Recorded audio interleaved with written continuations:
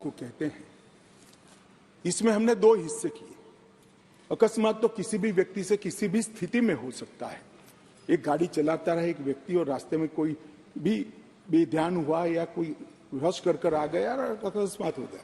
अकस्मात करने के बाद वो व्यक्ति स्वयं उसको पुलिस स्टेशन या तो हॉस्पिटल ले जाता है, तो इसके लिए कम सजा का प्रावधान किया है। और हिट एंड रन केस मरता हुआ छोड़कर कोई भाग जाता है तो इसके लिए हमने 10 साल की सजा का प्रावधान किया। और मैं मानता हूं कि इससे हिट एंड रन के केस में काफी। साथियों नमस्कार, मैं अवनीश त्रिपाठी आपके बीच फिर एक नए मुद्दे के साथ आया हूं।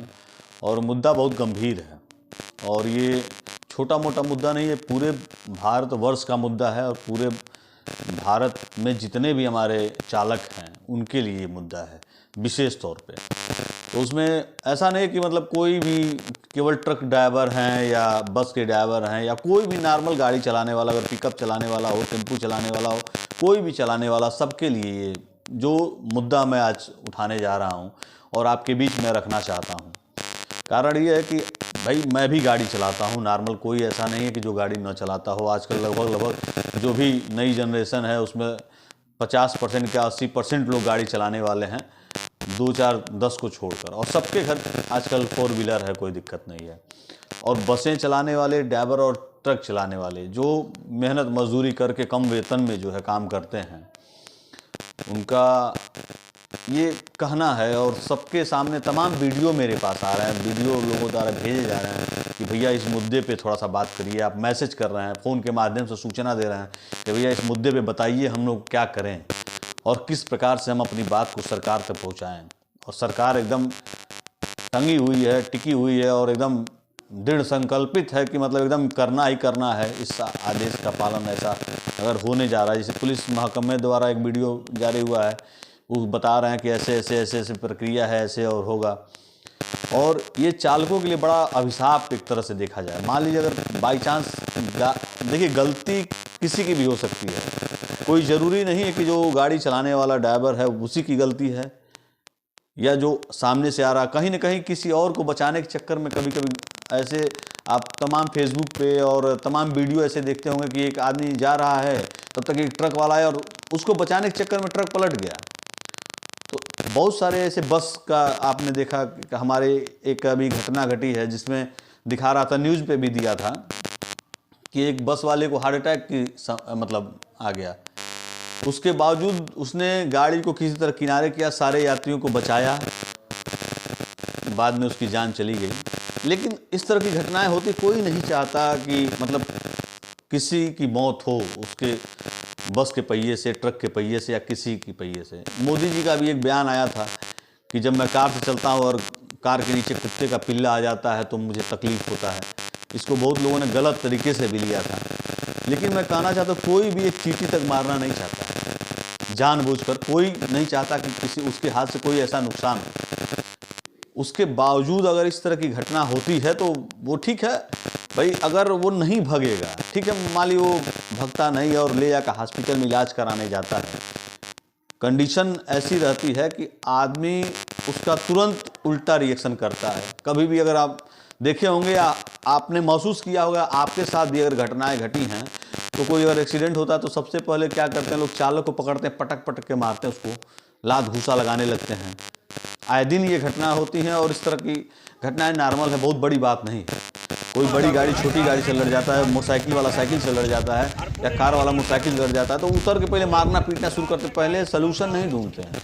जबकि मैं लखनऊ से बहुत सारे हमारे विदेशों से लोग आते हैं हमारी गाड़ी में बैठकर और वो बताते हैं कि वहाँ के चालकों की दूसरी व्यवस्था है। वहाँ अगर आपका एक्सीडेंट हो गया तो गाड़ी खड़ी रहेगी, सीसीटीवी कैमरा लगा हुआ है और उसमें देखा जाएगा कि दोस्त किसका है, उसके बाद उसको सजा दी जाएगी या जो भी प्रक्रिया है उसमें हो जाएगा। अभी कुछ दिन पहले एक वीडियो वायरल हुआ था, एक स्कूटी चलाने वाला और 2 महिलाएं बैठी थी स्कूटी पे, ये आपको याद होगा, मैं थोड़ा सा उसको संज्ञान में डाल लेता हूँ। उसमें वो जो हेलमेट लगाया था उसमें कैमरा लगाया, उसने ब्रेक लगाया, 2 महिलाएं आगे स्कूटी से गिर गई और उसने ब्रेक लगाया और उसके बाद महिलाओं ने उस पर FIR कर दिया। और जब ये मामला कोतवाली में गया, न्यूज में भी आया, बहुत हाईलाइट मामला हुआ था। और सबको वो जागरूक बाद में करने जब का उसने दिखाया कि भाई मेरे पास कैमरा लगा हुआ है, और यानी कि वो दिखाया कैमरे में, जनवरी तो से चालान उसके शुरू हो जब जाएंगे। आगे वो गिरे तब ये ब्रेक लगाया और इसके गाड़ी से टच ही नहीं हुआ। बाइक चलाना 2000 रुपए, इस तरह तमाम घटनाएं होती हैं जिसमें चालक हमारे दोषी नहीं है, हेलमेट नहीं है लेकिन 1000 रुपए, जो कानून बनने जा रहा है, जो एक्सीडेंट व्यवस्था करते बनने जा रही है, उसमें गिरफ्तार कहीं होगा। ना कहीं अब चालक को जमानत दोषी नहीं ठहराया होगी जाएगा। कि पहले जमानत और ले जो 2000, 3000, 5000 कमाने वाला अब व्यक्ति गिरफ्तार बहुत होगा, अधिक, कोर्ट में 5000 चालाना, सब समझ लो। ड्राइवरों का वेतन बहुत अधिक नहीं है, 5 या 7 हजार रुपया वेतन है। रोडवेज में भी वही हाल है। परिवहन विभाग में बहुत 10,000 रुपया तक अगर आप पाते हैं वेतन, इससे अधिक नहीं पाते हैं ना। उसके बाद तो रिकवरी है, दुनिया भर का नौटंकी है। तो चालकों से मैं कहना चाहूँगा कि आप लोग एकजुट होइए, क्योंकि देखिए बड़े लेवल पे काम नहीं करेंगे तो ये कानून पास हो जाएगा, और कानून पास होने के बाद फिर आपको वही भुगतना पड़ेगा। या तो आप गाड़ी छोड़ दीजिए, ऑटो चलाइए, ई रिक्शा चलाइए। भाई पेट पूजा करना है, परिवार को चलाना है, परिवार को चलाने के लिए कहीं ना कहीं आपको मेहनत करना पड़ेगा। और लगभग आप जाके देखते होंगे कहीं भी किसी विभाग में अगर चालक की भर्ती हो तो कक्षा 8 पास भर्ती होती है, क्योंकि जब जिसके दिमाग में है कि हमको गाड़ी चलाना है वो घर छोड़ के पहले ही भाग जाता है, कभी खलासी बन के, कभी कुछ और बन के, फिर धीरे धीरे वो ड्राइवर बनता है और अपनी गाड़ी को चलाता है। तमाम हमको 16-17 साल हो गया काम करते हुए परिवहन विभाग में। हमारे साथ बहुत सारे ऐसे चालक आए और चले गए, और हमने देखा है कि चालकों की समस्या क्या है, और महसूस भी किया है, उनको बहुत करीब से देखा है। वो बेचारे परिवार को जिलाने के लिए क्या क्या रात रात भर आँख फाड़ते रहते हैं। इस समय कोहरे का समय, अभी कुछ दिन पहले एक हमारे चालक भाई की मृत्यु हो गई, उसका वीडियो मैंने डाला हुआ है, आपने देखा होगा। उसमें गलती क्या, कुछ नहीं। आगे का बोनट खोल के वो बेचारा खड़ा होकर देख रहा था, पीछे से डीसीएम ने मारा, मर गया। तो कहीं ना कहीं इस तरह की परिस्थितियां आ रही हैं, और इन तरह की परिस्थितियों को कैसे हम दूर करें, कैसे व्यवस्था करें। तो एक कागज़ हर व्हाट्सएप ग्रुप में फैल रहा है कि 1, 2, 3 तारीख को जो है चालक जो है पूरे देश में जो है हड़ताल पे जाने वाले हैं। और अमित शाह का जो फरमान है उसको आपने भी सुना है, हमने भी सुना है, मैं वीडियो में लगा भी दूंगा, आप उसको सुन भी लीजिएगा।